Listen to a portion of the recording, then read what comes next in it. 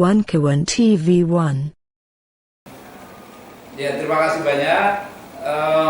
Kalau ditanyakan arah politik Poros Jakarta itu kemana? Poros Jakarta adalah organisasi yang membawai beberapa organisasi. Ini ada pejabat, ada banjabat, ada Jawara Betawi, sejauh Tabek, ada RT/RW, ada berapa? Ada 50 sekian ya. 57. Ya. Nah, ini kalau ditanyakan arahnya kemana, ya kita melihat karena memang ini Poros Jakarta ini mendukung Pak Anies Baswedan. Jadi apapun nanti keputusannya kita akan ikut arahan. Samik nawatona gitu ya Pak Ustadz ya. Mungkin ada yang sampaikan Pak Ustadz? Ya, kemana arahnya yang jelas yang masuk dalam wadah Poros Jakarta ini akan mengikuti arah politik ke depan dan tetap nanti meminta arahan dari Pak Anies mau kemana dan bagaimana. Intinya Poros Jakarta akan mengikuti arahan dari Pak Anies Baswedan. Kalau ini kan Poros Jakarta ini kan ke Pak Anies. Nah, sekarang kan Pak Anies tidak mencalonkan sebagai cagup DKI. Ya. Kalau ada perbedaan itu bukan satu perpecahan. Jadi artinya kita melihat memang aspirasi dari bawah. Dari bawah seperti apa? Kalau sekarang kemungkinannya kebanyakan ini mau gercos, ya kita kita tampung. Tetapi ini kan masih sampai bulan November ya Pak Ustadz ya. Nah, nanti kita lihat dinamikanya seperti apa begitu.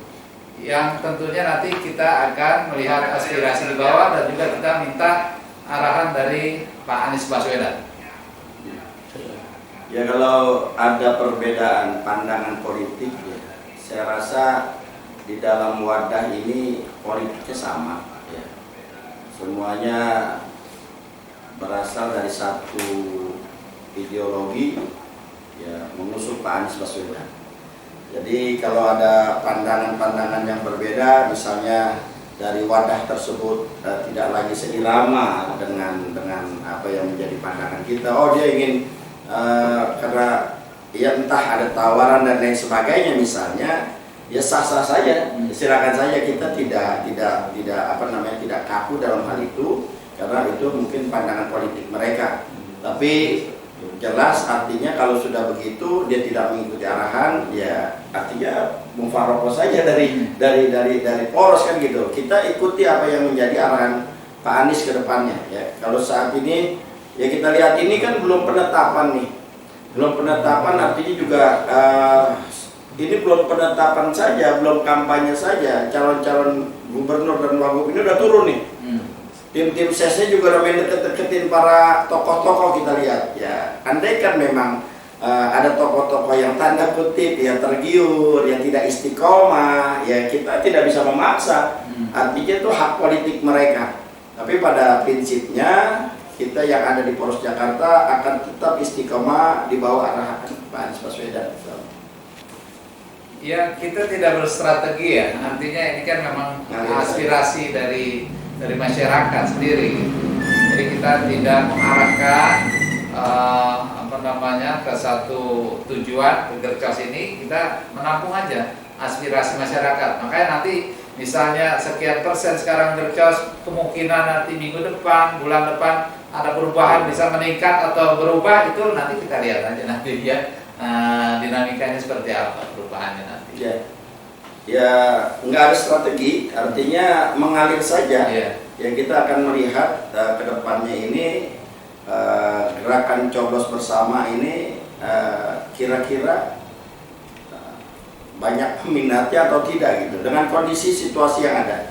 Tapi yang jelas kan masyarakat juga sudah tercerahkan dengan adanya ya saat ini Pak Anies tidak dicalonkan oleh para partai gitu. Ya bisa saja ini gerakan coblos semua sebagai ungkapan kekecewaan ataupun perlawanan rakyat masyarakat Jakarta terhadap arogansi partai. Kan bisa saja kita tidak mengajak, kita tidak menghimpun, tapi apa yang menjadi fenomena saat ini merupakan satu kekecewaan kita sebagai konstituen, kekecewaan kita sebagai masyarakat yang mempunyai seorang kandidat yang mumpuni tapi tidak mereka coba akomodir, ya ini kan kekecewaan kita. Ya artinya ketika timbul fenomena gerakan coblos semua, ya ini diikuti oleh mereka yang selama ini memang sudah berjuang bersama. Jadi mengalir saja, ya. Jadi mengalir saja, strateginya apa ya kita lihat nanti. Yang Bang Bim katakan tadi, ini masih tahapannya kan masih jauh nih. Tanggal 22 besok baru penetapan. Nah nanti kampanyenya, pencoblosannya kita lihat. Kalau kita lihat memang gerakan coblos semua ini makin banyak dan lain sebagainya, ya itu juga menjadi sebetulnya jadi pertimbangan yang lain, gitu. Soalnya jadi nggak ada strategi khusus untuk itu. Jadi saya tambahkan ya, ini kan kekecewaan terhadap partai yang tidak mendukung mencalonkan Pak Anies. Tetapi akan kita lihat juga masyarakat akan melihat itu dinamikanya, masyarakat akan melihat apakah calon-calon ini memang juga memperlihatkan niat baik dan juga program-program yang baik untuk masyarakat. Ini bisa saja nanti ada perubahan ya, karena memang kita juga melihat kepentingan daripada rakyat itu sendiri ya, kepentingan masyarakat miskin kota, kepentingan lansia, kepentingan anak-anak sekolah, terus lingkungan, terus juga yang kemarin masyarakat yang menikmati kesejahteraan yang ketika Pak Anies menjabat gitu, yang sekarang hilang gitu. Nah itu rasanya akan dilihat masyarakat ya, dipertimbangkan. Kalau memang calon-calon ini, cagup ini bisa menunjukkan ikhtiar niat baiknya, mungkin juga akan berubah nantinya. Untuk mensosialisasikan gercos apabila dari poros Jakarta ini ternyata belum sepakat kita harus gercos, itu bagaimana mensiasati untuk mensosialisasikan itu kepada masyarakat Jakarta? Ya, ini besok kita acaranya kita akan menanyakan ya, Pak Ustadz ya, menanyakan gercos ini apakah konstitusional, gercos ini apakah nanti berdampak positif buat masyarakat dan juga partai-partai yang tidak mendukung kemarin. Jadi jangan sampai juga gercos tidak membawa dampak apa-apa gitu, ya kan? Tapi kita juga melihat ini fenomenal yang luar biasa, masyarakat ini menginginkan sebuah gerakan gercos supaya apa? Supaya memang bahwa ini aspirasi masyarakat, ini masyarakat yang memang meminta ada tokoh calon gubernur Pak Anies itu kenapa tidak dicalonkan itu?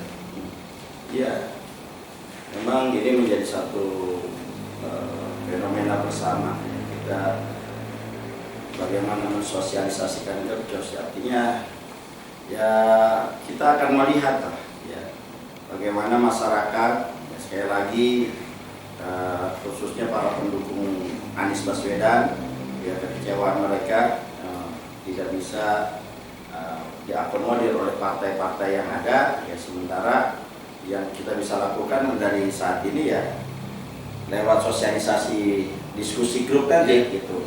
Apakah tindakan dari gerakan coblos semua ini inkonstitusional atau konstitusional? Artinya melawan hukum atau tidak? Kalau memang besok dikatakan gercos tidak melawan hukum, itu konstitusional, maka kita akan secara masif ya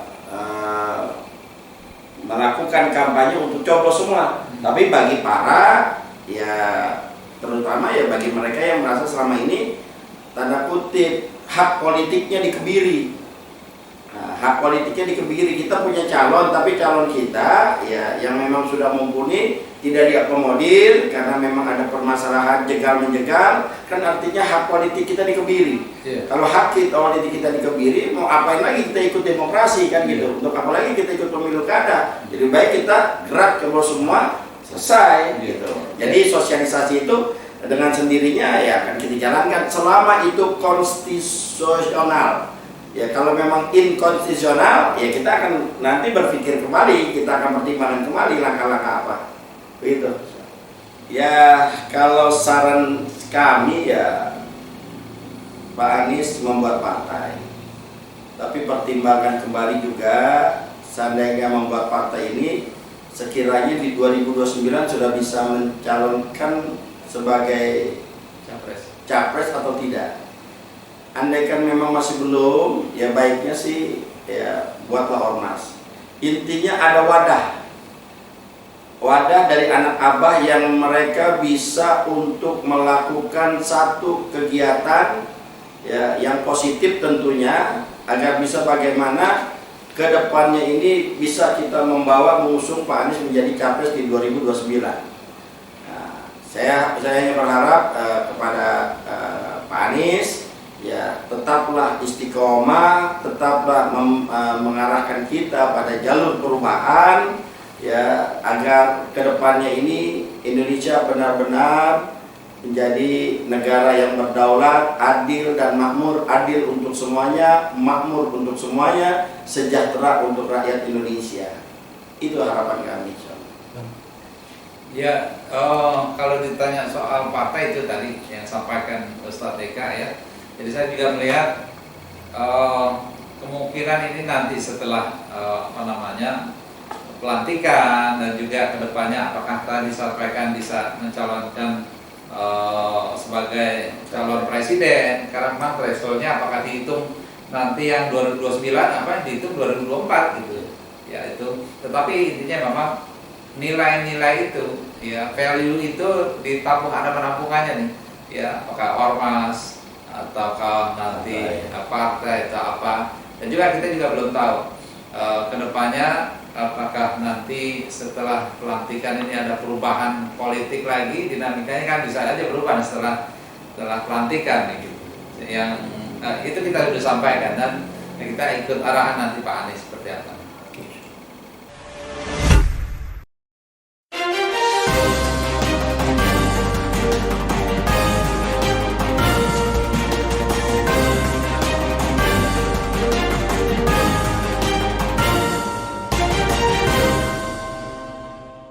One Kawan TV 1